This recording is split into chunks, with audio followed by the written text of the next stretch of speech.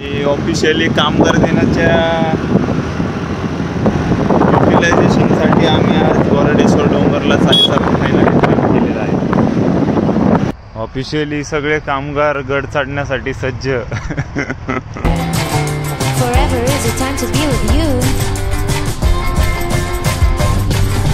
Playing games, show me how you jump off a cliff into the water.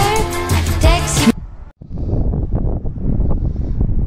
Officially MIDCचे 2 कामगार येताना दिसत आहेत. एक VWITचे आणि एक टाटा मोटरचे जनक बंटी पाटील.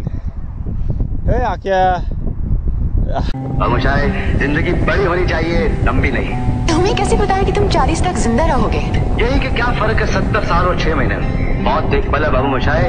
उन चीजों के लिए वक्त निकालो जिनसे तुम्हें सचमुच खुशी मिलती है. जो दिन, जो घड़ी, जो खुशी, जो भी जिंदगी में मिले उसे बटोर लो. Seize the day, my friend. क्योंकि ना जाने कल ये दिन, ये घड़ी, ये खुशी फिर मिले ना मिले.